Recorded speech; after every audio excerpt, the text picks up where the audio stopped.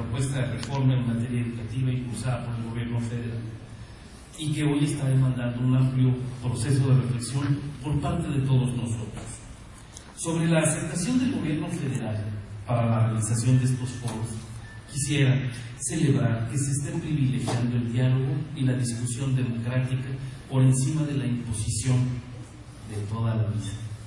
Es una señal que sin duda reconoce la validez y consistencia de las reivindicaciones en favor de los valores democráticos de la educación y que plantea un compromiso de cara al futuro para los actores involucrados en este proceso. No se trata, compañeras y compañeros, de designar un cheque en blanco.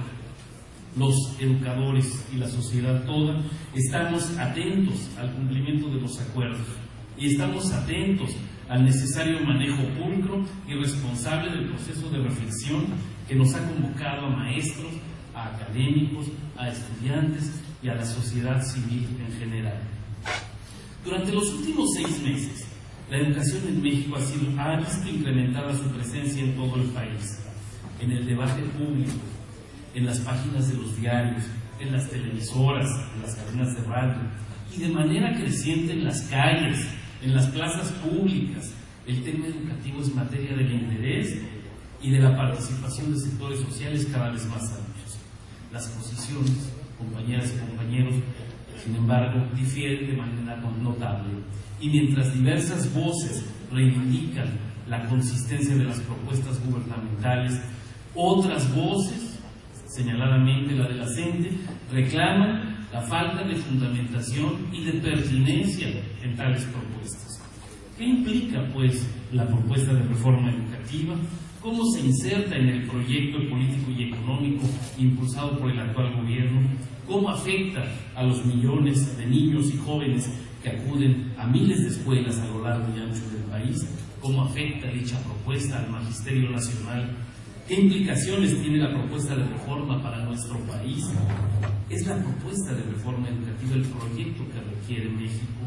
¿En qué medida contribuye a aminorar las enormes desigualdades y tremendas asimetrías de la sociedad?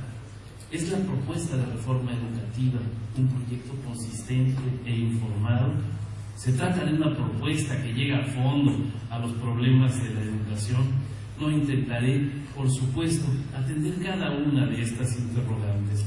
Sin embargo, les pido que a lo largo de la presentación ustedes tengan en mente por lo menos algunas de estas preguntas.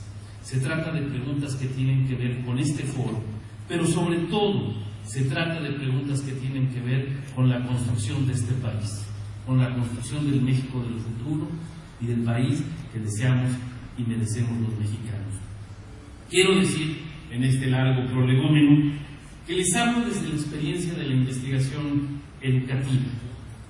Es decir, no formo parte de la asociación, tengo simpatías, tengo acuerdos, tengo desacuerdos, pero les hablo desde el punto de vista de un académico, desde un punto de vista que busca la fundamentación y la razón académica sobre todo. Yo lo que quisiera decirles es presentarles algunos ejes de análisis, que es lo que solemos hacer los académicos, separar la realidad de manera a veces un poco abusiva, pero lo que aquí he hecho es separar en 5 grandes dimensiones lo que está ocurriendo desde hace 6 meses. A mí me parece que luego de 6 meses tan intensos como los que hemos tenido, casi necesitamos un mapa para ver lo que está pasando. O sea, tenemos tal cantidad de información, tantas voces, tantas opiniones, que necesitamos un punto de vista que de alguna manera nos permita leer lo que está pasando. Les he dicho que he organizado la presentación en 5 dimensiones. La primera, la política; la segunda, la legislativa; la tercera, la judicial y punitiva; la cuarta, la mediática; y la quinta, la dimensión pedagógica. Son 5 grandes terrenos sobre los cuales les diré algunas cosas y sobre los cuales voy a tratar de no extenderme. Perdón.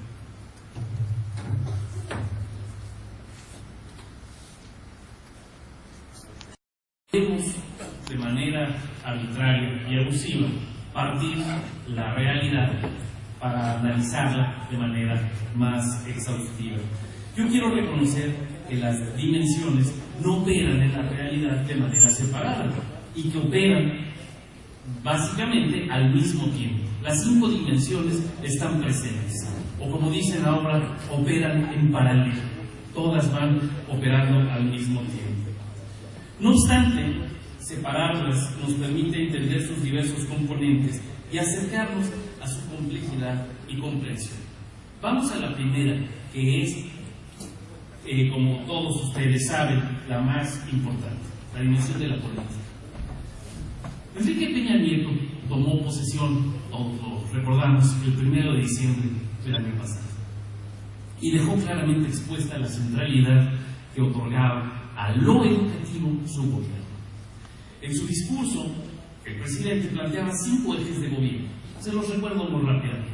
Lograr un México en paz, lograr un México incluyente, lograr un México con educación de calidad, ese punto al cual vamos a regresar muy pronto, lograr un México próspero y lograr que México sea un actor con responsabilidad global. También planteaba, si vamos avanzando, 13 dimensiones entre las que estamos en la dimensión política en las pantallas, es como, esa es. También planteaba 13 decisiones entre las que se incluía la siguiente afirmación, cito el documento de la toma de posesión de Peña Nieto: ha llegado el momento de la reforma educativa. Una nación basa su desarrollo en la educación. El capital humano es la base del desarrollo y progreso de un país. Esta es la razón por la que corresponde al Estado la rectoría de la política educativa. Peña Nieto completaba su referencia a la educación planteando la creación del Servicio Profesional de Carrera Docente del Sistema Nacional de Evaluación Educativa. Estamos el 1 de diciembre.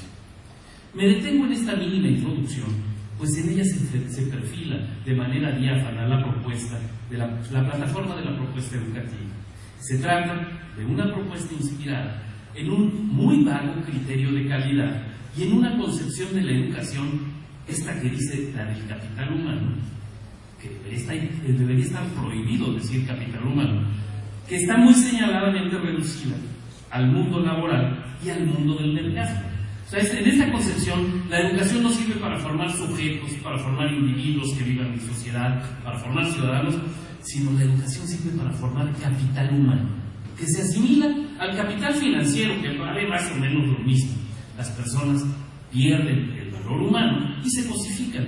Esto, compañeras y compañeros, no es una mera confusión terminológica, es una toma de posición sin lugar a dudas. Es una visión que reduce la educación al mundo laboral y al mundo del mercado, que desconoce las potencialidades emancipadoras y sociales de la educación y que la limita al mundo del trabajo. O sea, no formamos personas, formamos trabajadores. ¿Y qué es la calidad? ¿Por qué no estamos de acuerdo con esta concepción de educación para la calidad? Todas y todos ustedes recordarán al viejo profesor Pablo Latapí, fallecido hace muy poco tiempo, un investigador de la Universidad Nacional y muy probablemente el mayor estudioso de la educación en México durante la segunda mitad del siglo XX. Latapí es de estos personajes, permítanme la pequeña síntesis, que dan a México un sentido global. O sea, Latapí fue el embajador de México ante la UNESCO, un tipo que se formó en la Universidad de Friburgo, un tipo que se hablaba de tú con el pensamiento mundial.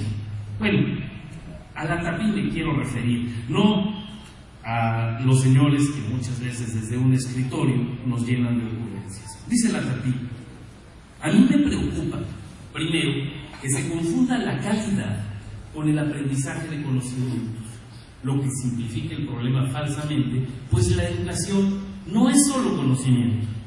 Me preocupa también que se establezcan comparaciones de escuelas e instituciones que ignoran las diferencias entre contextos o las circunstancias de los estudiantes, a veces abismalmente distintas.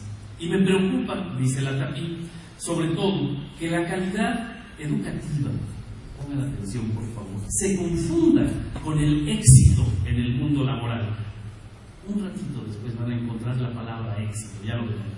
Definido dice Latapí, por referencia a los valores del sistema, dice Latapí, es una perversión inculcar a los estudiantes una filosofía del éxito en función de la cual deben aspirar al puesto más alto, al mejor salario y a la posesión de más cosas.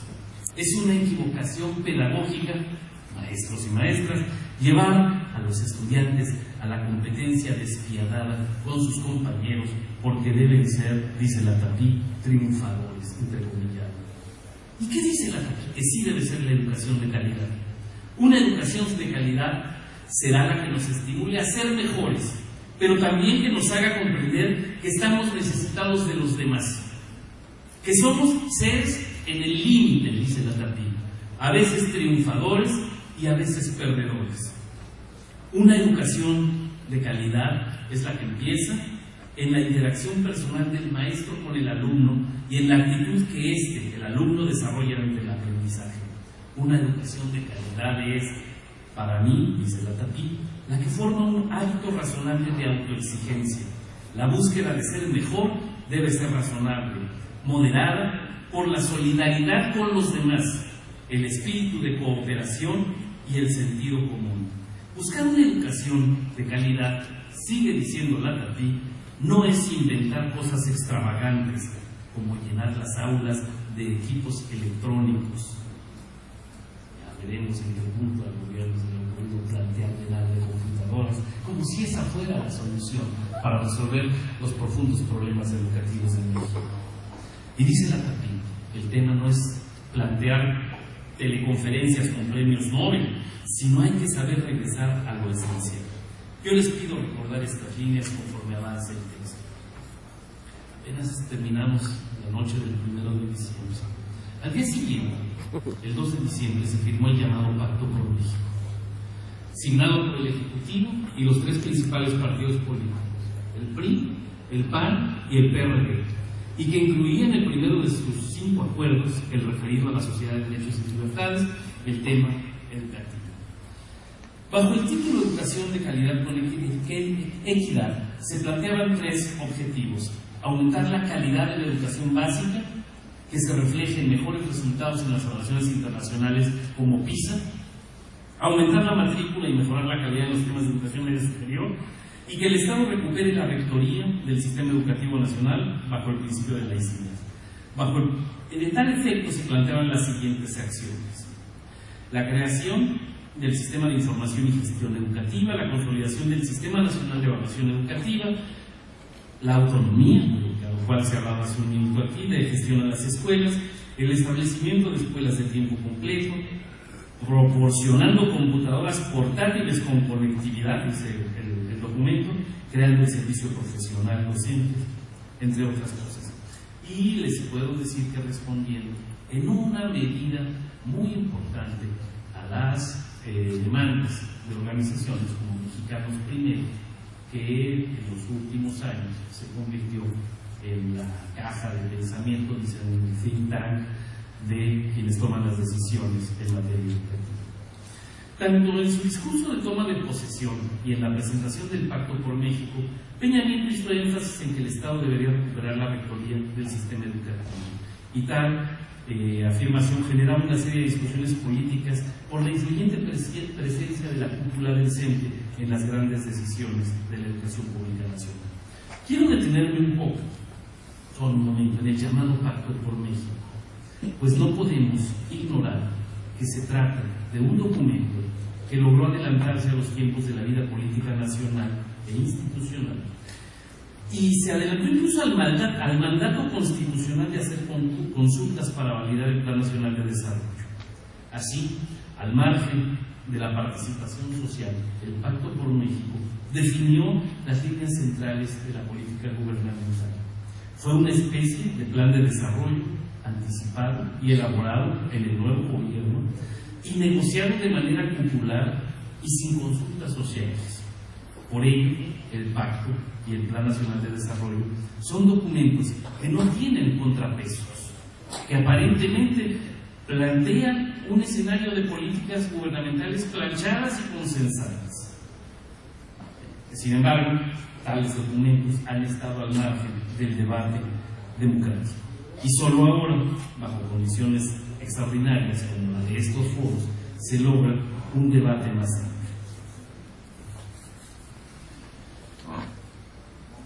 En la dimensión política, para ir cerrando esta primera ruta, que es de cualquier manera la más grande, el hecho que redondea la propuesta oficial en materia educativa fue la presentación formal el pasado 20 de mayo del Plan Nacional de Desarrollo.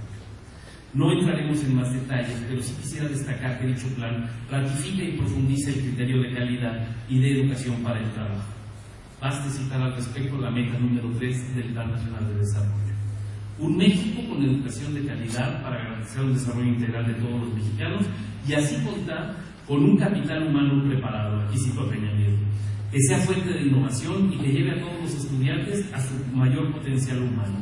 Esta meta, la del Plan Nacional de Desarrollo, busca incrementar la calidad de la educación para que la población tenga las herramientas y escriba su propia historia de éxito, dice el gobierno federal. Y nos suenan los ecos de la afirmación de Pablo Latapí cuando decía que el éxito solo tiene sentido cuando se hace junto a los demás. Y aquí hay una lógica del éxito personal, una lógica del sálvate a ti mismo, los demás no importan. El enfoque en este sentido será promover las políticas, sigue diciendo el Plan Nacional de Desarrollo, que cierren la brecha entre lo que se enseña en las escuelas y las habilidades que el mundo de hoy demanda desarrollar para un aprendizaje a lo largo de la vida. En esa línea se busca incentivar una mayor inversión en ciencia y tecnología que alimente el desarrollo del capital humano nacional. Nuevamente, una visión que subordina la educación al trabajo, que subordina la educación a la economía y a la productividad. En todo ello no hay ecos de la formación ciudadana, de la cultura de la solidaridad, del aprendizaje que nos hace avanzar a todos. Quisiera pasar a la segunda dimensión, que es la legislativa. Sí, le damos por favor, sí. Esta dimensión es muy probablemente la más visible, pues es en la que se ha centrado la propuesta de reforma. Así, con la iniciativa de decreto para adicionar los artículos 3 y 73, se dio el paso a la propuesta que llevaba al terreno legislativo el ideario del gobierno de Peña Nieto. Nuevamente, en términos discursivos, la propuesta apela al criterio de calidad de la educación. No haré referencia, una vez más, a la ambigüedad del concepto, pero quiero señalar que también términos como evaluación y profesionalización del trabajo docente ratifican una perspectiva de gestión educativa muy cercana y consistente con los criterios de modernización planteadas desde los años 80 en los gobiernos de Miguel de la Madrid y de Carlos Salinas de Gortari. Se refrendaba así una clara continuidad en el proyecto educativo de los regímenes de la modernización, y fíjense ustedes, se enlazaron 3 sexenios de gobiernos priistas con 2 sexenios de gobiernos panistas en términos de política educativa, de tal suerte que en poco más de una docena de cuartillas que constituyen la fundamentación de la iniciativa de reforma, el gobierno neopriista de Peña Nieto planteaba la reforma a los artículos que se señalaban. Básicamente se preveía la creación de un sistema nacional de evaluación cuya coordinación estaría a cargo del Instituto Nacional de Evaluación de la Educación, el cual se consideraba un organismo público autónomo con personalidad jurídica y patrimonio propio, etc.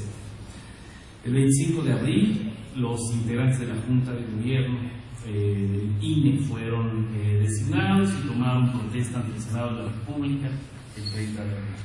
En el decreto de reforma también se establecía la creación de un servicio profesional de ser docente situado en la evaluación, donde se determinaba esta como factor decisivo en la asignación de plazas y progreso económico de los docentes. No cabe duda que la dimensión legislativa ha sido uno de los ángulos más visibles en la propuesta de reforma y que ha sido tratada como un logro histórico por parte del gobierno federal. En términos de forma, me parece relevante decirles a ustedes que la propuesta tuvo momentos clave. El primer momento, el 10 de diciembre, apenas una semana después de la toma de posesión, en que la iniciativa de ley fue turnada a la Cámara de Diputados. El segundo momento, 9 días después, en que la propuesta fue aprobada por la Cámara y turnada a la de senadores.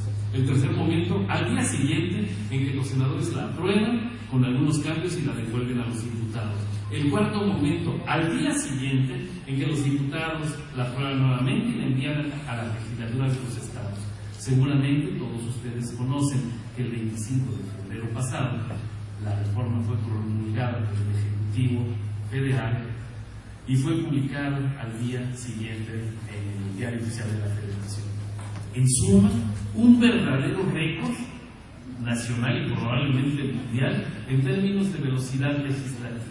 O sea, todo en ese momento operó de manera tersa para que la propuesta legislativa pasara. En los últimos días, y en medio de discusiones y debates como el que ha llevado a este importante foro, se discuten las leyes con las que se describen las reglas específicas de operación de la pretendida reforma educativa. Las modificaciones a la Ley General de Educación, la Ley del INE y la Ley del Servicio Profesional, lo que llaman las leyes secundarias. Algunos compañeros me preguntaban ayer sobre el marco real de maniobra de las fuerzas alternativas ante la definición de estas reglas o de estas leyes secundarias. Me decían, ¿y en qué medida podemos nosotros incidir en sus definiciones? A mí me parece que esa pregunta está hoy en la boca de muchos maestros. ¿Cuál es nuestro margen de maniobra? La dimensión judicial y punitiva, y comienzo a aterrizar porque tengo un poco de tiempo. Uno de los rasgos más visibles de la propuesta gubernamental, si caminamos a la que sigue, por favor, de la propuesta gubernamental, es que la educación nacional se vio desplazada desde las páginas de los diarios dedicadas al saber y la cultura a la nota roja. En muchos años la educación estaba en las páginas más nobles de la prensa nacional. Sin embargo, con esta propuesta de reforma, con esta política, la educación se llevó a la nota roja. Y aquí me quiero referir a la detención de la ex líder sindical, que fue un acto que sorprendió a muchos, pues era del conocimiento público, era un reclamo insistente de organizaciones como la CENTE, el mal manejo de los recursos económicos del CENTE por su parte. Sin embargo, lo que hay que reconocer es que ninguna fuerza política se había atrevido a hacer nada, y justo después de la reforma educativa, y siendo ella una de las principales fuerzas opositoras en ese momento, es aprendida por la PGR, y que ese acto fue ampliamente aceptado por la sociedad en general y que fue claramente aceptado por la cúpula sindical y por el CENTE en términos generales.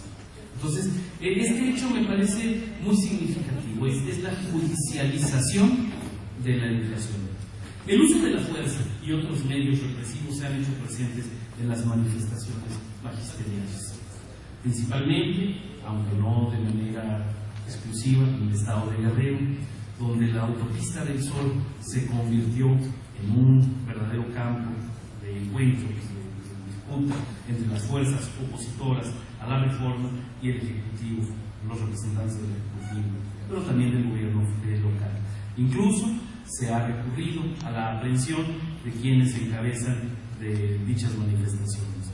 Como todos ustedes saben, la posición de algunos sectores magisteriales se ha visto fuertemente radicalizada y en muchos momentos las fuerzas del gobierno estatal y federal se han visto desbordadas y han perdido su capacidad de negociación y de diálogo. Recordemos a sectores de Guerrero, Oaxaca y Michoacán que han pasado a acciones contundentes y que han derivado de escenarios de represión y judicialización de los actos de resistencia. Por esa razón estoy aquí, por esa razón estoy convencido que tenemos que abrir una posibilidad de diálogo, una posibilidad. Tenemos razones muy fuertes, como si ustedes han estado pendientes en la prensa, que estoy seguro que lo han dicho, en estos días el gobierno federal está aceptando discutir la vigencia del enlace, del examen nacional y del escala. Cosa impensable hace unas semanas. Pero en este momento, el secretario de Educación Pública y la gente del Instituto Nacional de Evaluación de la Educación están reconociendo lo que hemos insistido desde hace un montón de tiempo. Formo parte de una asociación de investigadores desde hace unos años, y hace un par de años en un congreso en la ciudad de Madrid discutíamos la falta de fuerza y la falta de claridad y de vigencia del enlace. En ese momento fuimos vistos como muy radicales, así como se ve a la gente. A ustedes no les gusta nada, no les gusta el enlace. Pues no, y lo que ha demostrado la gente con estas posiciones es que tenía razón. Estas posiciones, que en un principio suenan tan radicales, hay un punto en que el peso de la razón es tan fuerte que son asumidas por los de la acera de diferencia. La dimensión mediática.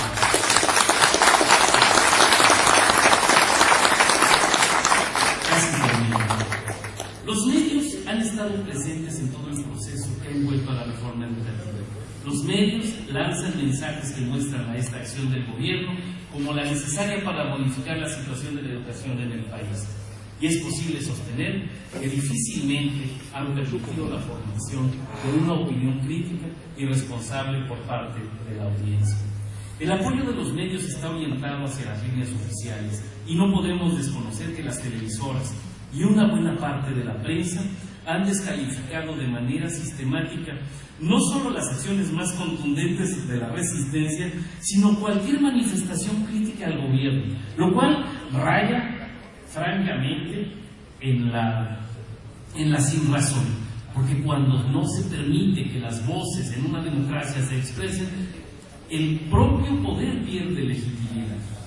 En el discurso de los medios no puede ignorarse una perspectiva mercantil y productivista de la educación y que responde con claridad al ideario empresarial, como ya se ha dicho aquí. No puedo evitar aludir al spot televisivo que se difundió hace tiempo y que ilustra la propaganda en torno a la educación y que está escrito ahí. Y dice, hace 100 días arrancamos con fuerza, pónganle una musiquita idílica, que es lo que hace el gobierno cuando quiere que todos nos convenzamos, llenos de pasión. Y hoy ya has visto avances en educación, en la lucha por un México con más prosperidad. ¿Qué avances por la educación hemos tenido cuando se cumplieron los 100 días? A mí me parece una verdadera burla. No hemos tenido educación y eso lo sabemos positivamente quienes trabajamos en la educación.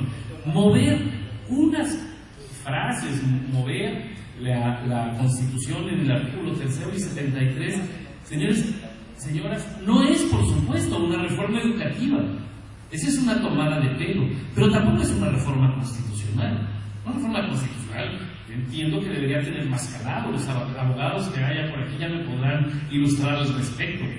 Pero una reforma constitucional me parece que significa hacer algo muy profundo en el texto de la Constitución. Una reforma educativa, maestros y maestras, ustedes y yo sabemos que no es esto. Una reforma educativa no es mover o agregar 4 cosas a 2 artículos de la Constitución. Y la educación, la dimensión pedagógica, cerramos casi ya.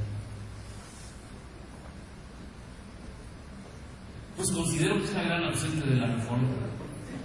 Se habla de calidad de la educación entendida como el incremento de la puntuación de los rankings internacionales. Se habla de recuperar la rectoría del sistema educativo, de establecer un sistema nacional de evaluación, etc. Pero apenas se tocan puntos relacionados con planes y programas de estudio.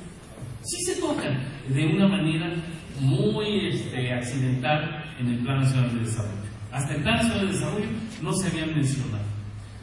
No se habla de los métodos que se van a seguir o de los materiales educativos. Solo se recalca que será el Ejecutivo quien tomará las decisiones. Yo no entiendo cómo este señor va a poder tomar decisiones en un campo tan ajeno a su vida, es el de la educación.